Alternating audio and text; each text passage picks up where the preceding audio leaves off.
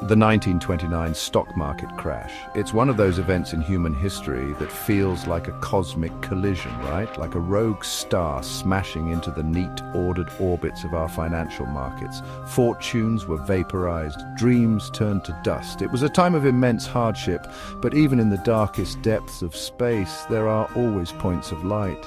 While countless individuals saw their life savings wiped out, there were a select few who not only weathered the storm, but actually thrived amidst the chaos.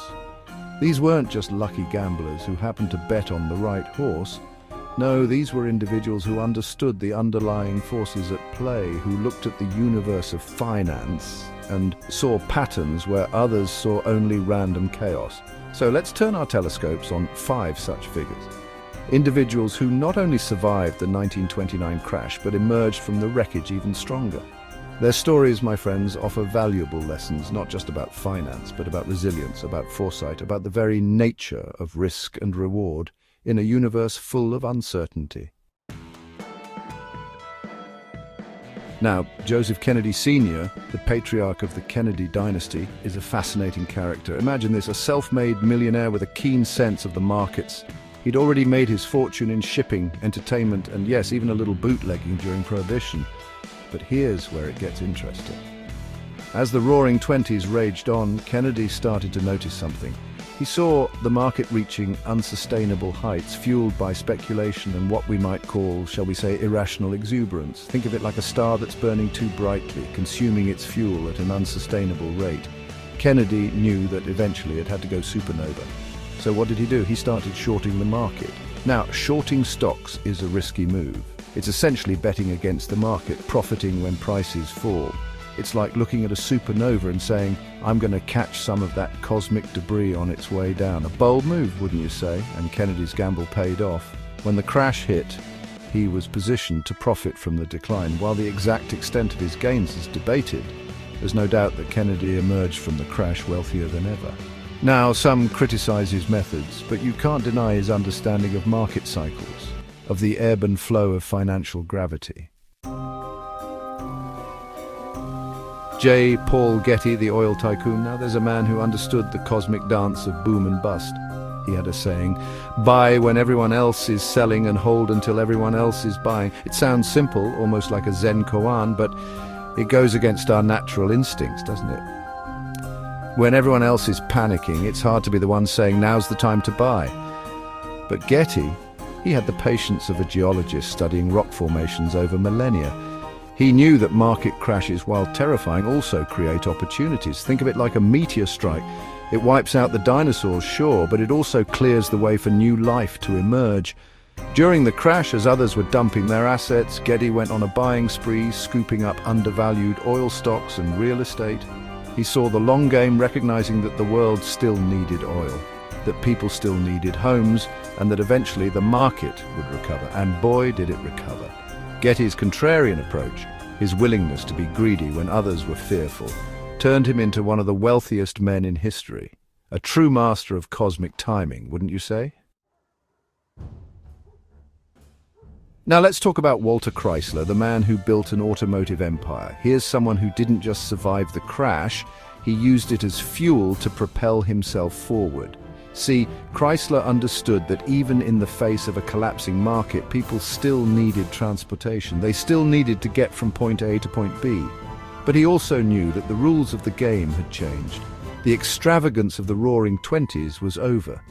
People were looking for value, for reliability, for a safe harbor in the storm. So Chrysler did something radical. He doubled down on efficiency, on cost cutting, on building cars that were not only stylish but also affordable. He streamlined his operations, squeezed every ounce of value out of every dollar.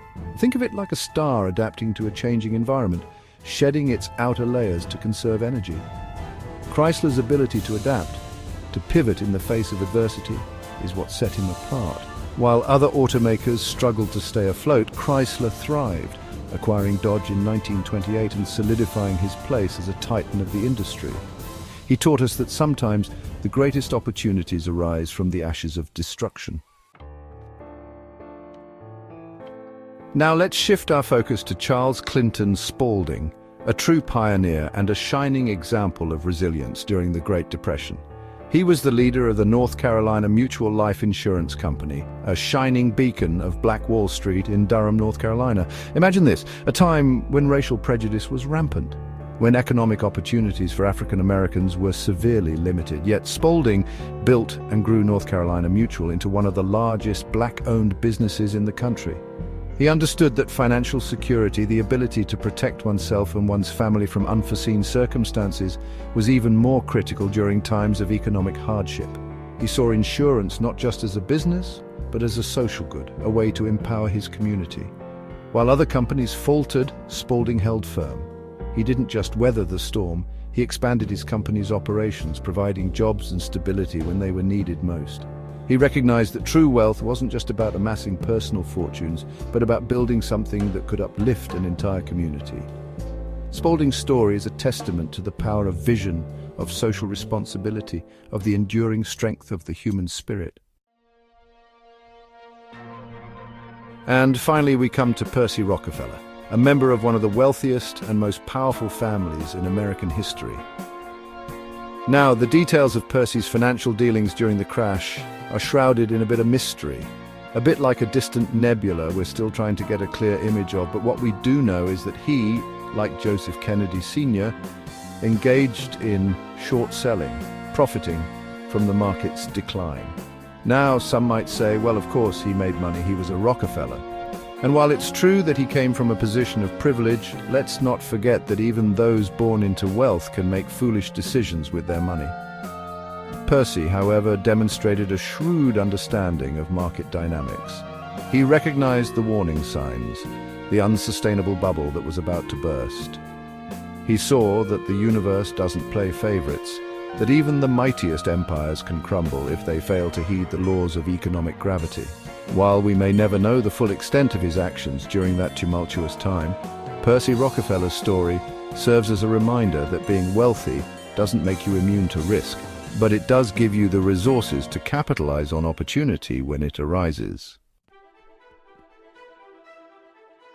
So, there you have it, 5 individuals who navigated the 1929 stock market crash with remarkable skill and foresight. They were not immune to the forces that were reshaping the financial universe, but they understood those forces, they adapted to them, and in some cases even profited from them. Their stories remind us that in the grand cosmic scheme of things, change is the only constant. Just as stars are born, live and die, so too do economies go through cycles of boom and bust. The key is to learn from those who came before us, to study the patterns of history, and to develop a healthy respect for both the power and the unpredictability of the markets. Remember, the universe doesn't owe us anything, but it does reward those who are prepared, who are adaptable, and who approach risk with a healthy dose of cosmic perspective.